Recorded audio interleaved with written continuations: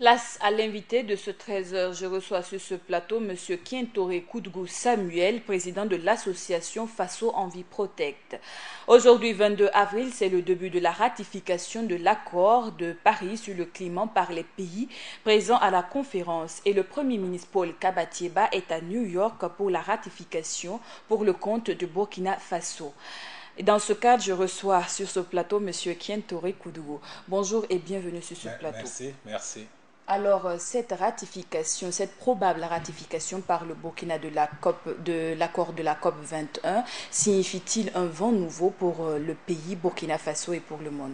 Et ben, effectivement, la ratification qui a lieu aujourd'hui à New York, c'est un vent nouveau pour le climat parce que il y a plus de 160 États qui sont actuellement à New York et qui doivent paraffer, signer cet accord-là. Donc c'est un vent nouveau et nous pensons qu'à la suite de cette signature, les États de retour dans leur nation pourront mettre en place des politiques entrant dans le sens de la lutte contre les changements climatiques pour booster l'économie au niveau local. Avant de revenir sur les différentes perspectives par les États, alors que se passerait-il si, d'aventure, les pays comme les États-Unis ou voire même la Chine, qui sont les grands pollueurs dans ce monde, ne signent pas, voire ne ratifient pas cet accord? Bon, effectivement, si ces pays ne ratifient pas, c'est un problème pour l'accord de Paris. Raison pour laquelle on attend que dans l'histoire, c'est le temps qui va dire si cet accord-là est historique. Parce que si ces pays ne ratifient pas, ça posera problème. Et c'est ça également la faille au niveau de l'accord. Ça permet, parce que dans cet accord, les États peuvent signer comme ils peuvent ne pas signer. Et là, nous avons, au début de la signature de ces accords à Paris, nous avons demandé que ce soit contraignant, que chaque État, que les 195 États qui sont à Paris, on les oblige à signer. Mais c'est cette faille-là qui est là et que nous pensons que les Amériques et la Chine voudraient vraiment penser à l'avenir de la nation, du globe, pouvoir signer. On sait que cet accord doit normalement prendre effet d'ici 2020 et dans ce cadre, 100 milliards de francs devraient être alloués aux pays du Sud par les pays du Nord. Pensez-vous que ce financement soit assez, voire largement suffisant? Et bon, 100 milliards de dollars, je trouve que ce n'est pas suffisant parce que même les nations, pour leur développement, ils ont besoin de plus que cela. Mais c'est déjà quand même quelque chose, un pas. Et nous pensons que si ces accords sont signés et que les pays du Nord acceptent de subventionner à la hauteur de 100 milliards, il faudrait encore leur demander de faire un effort supplémentaire. Il faut s'attendre à ce que les pays du Sud demandent à ce que les pollueurs comme la Chine, les États-Unis, l'Inde, etc., puissent encore faire des efforts pour pouvoir augmenter encore cette dotation parce que le développement avec 100 milliards, ce n'est pas évident que ça puisse vraiment contenir le développement des pays du Sud. Peut-on dans ce cadre parler de taxation du carbone? Et oui, la taxation du carbone, pourquoi pas, c'est possible. Et que le pollueur-payeur. Et que si on pollue, qu'on paye. Mais c'est pas, il ne faut pas aller dans cette dynamique de polluer et payer. Dans ce cas, l'objectif ici est de réduire l'émission du gaz à effet de serre. Sinon, si c'est polluer et puis payer, nous sommes passés à côté. L'objectif est de donner à la Terre un système de vie environnemental qui permet à la population mondiale de vivre en harmonie avec son environnement. On le sait, l'accord de la COP 21 a pour but de limiter le réchauffement de la planète Terre entre 1,5 voire 2 degrés Celsius. On a parlé tantôt de financement. Alors comment ce financement sera géré entre les pays du Sud, qu'on le sait, et qui sont d'ailleurs même très nombreux?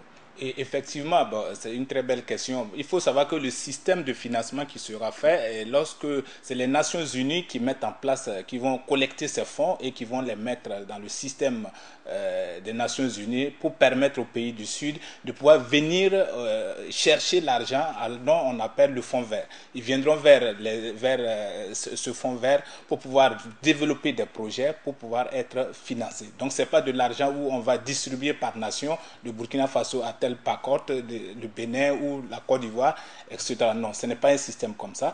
Les Nations Unies ont le fonds vert qui va permettre à chaque État, avec les projets de développement, pourront venir maintenant acquérir ce fonds-là. Alors, quelle garantie avons-nous que ces fonds qui seront alloués aux États ne soient pas détournés au profit d'autres objectifs?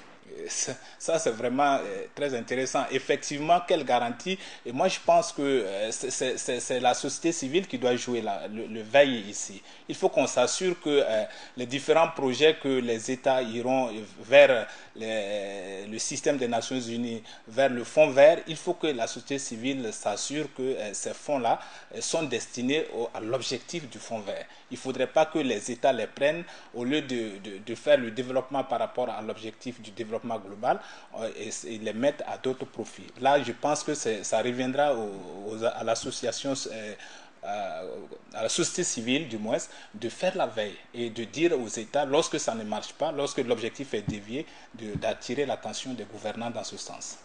Vous êtes de la société civile pour l'action pour l'environnement. À combien peut-on déjà estimer le besoin de financement pour le compte du Burkina dans le domaine de l'environnement concernant déjà l'accord de la COP 21? Et bon, le besoin en financement au niveau national, je ne suis pas très bien placé pour le savoir, mais ce que je sais, il y a beaucoup à faire dans le domaine de l'environnement. Il y a beaucoup à faire au niveau des énergies, il y a beaucoup à faire pour l'assainissement, il y a beaucoup à faire pour la protection de la biodiversité, la réforestation. Donc, pour chiffrer cela, je pense que je vais m'aventurer sur un terrain que je ne pourrais pas. Mais ce qui est sûr, le Burkina Faso en a besoin d'un soutien qui lui permettra, en tout cas, d'une manière ou d'une autre, de pouvoir propulser le développement au niveau environnemental. L'accord de la COP 21 stipule que les États doivent aller vers 25% de consommation d'énergie renouvelable. Pour le cas du Burkina Faso, à part l'énergie solaire, quels sont les autres types d'énergie que l'on pourrait développer dans un pays qui a besoin réellement d'énergie pour son développement? Bon, un pays comme le Burkina Faso, bon, nous, les cours d'eau, nous n'en avons pas beaucoup. Et également, parlant de l'énergie hydraulique ou bien de l'éolienne, et également du vent, je n'ai pas beaucoup de statistiques, mais nous avons le solaire. Le solaire, là, il est disponible pour des centaines et des millions d'années. Le Burkina Faso, dans ce cadre-là, je pense que nous sommes bien logés. Maintenant, également, les types d'énergie que nous pouvons développer au Burkina Faso, c'est par exemple les biodigesteurs qui permettent aux États de pouvoir transformer les déchets, qui pouvoir permettre de transformer les déchets des animaux, etc., les déchets ménagers, à savoir à être des gaz, du butane pour les ménages. C'est déjà très bien, c'est déjà de l'énergie qu'on peut consommer au niveau local dans les familles. Alors, vous avez parlé de biodigesteurs. On a déjà l'expérience dans certaines communes, voire même dans certains villages. Alors, à grande échelle, combien peut coûter une grande centrale de biodigesteurs qui pourrait desservir l'ensemble des populations? Et le coût d'un gros biodigesteur, sincèrement, je ne peux pas l'avoir dans ma tête, mais c'est à coût de milliards. Parce que déjà, si nous prenons l'exemple de l'énergie du centrale nucléaire de Zaktouli, qui a été signé entre le gouvernement et la Banque mondiale, si je ne me trompe pas, ou bien c'est l'Union européenne, c'est à 46 milliards. Maintenant, si c'est un biodigesteur, je ne sais pas le coût, comment ça doit être, mais c'est également à des fortunes, c'est également de l'argent. Raison pour laquelle il faut que nos États partent d'une même voie pour ratifier et demander aux pollueurs de venir en appui à nos nations pour le développement local. Alors, quelles sont peut-être les perspectives et aussi pour les populations de pouvoir contribuer elles aussi à la protection de l'environnement? Bon, la contribution de la population, c'est de changer de mode de vie, de mode de mentalité, de mode de consommation. Et parce que l'effet des changements climatiques, ce n'est pas seulement les grosses industries, mais chacun à son niveau, d'une manière locale. Nous faisons également, nous produisons des gaz à effet de serre et nous participons également à détruire les arbres qui sont des puits qui captent le CO2, le gaz carbonique. Et l'estimation, on nous parle de plus de 20 milliards 20 000 hectares, 20 milliards d'hectares qui sont détruits chaque année à travers le monde.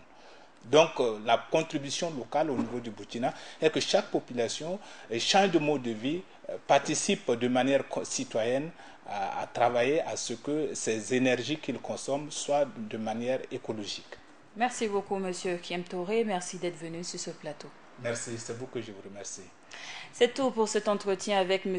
Kiem Touré Koudgou Samuel, président de l'association Faso Envie Protect. Entretien qui met fin au journal de 13h sur la chaîne Burkina Info. À tous ceux qui nous ont suivis à Ouagadougou et partout ailleurs dans les 45 provinces de Burkina, Ouenakon le bureau.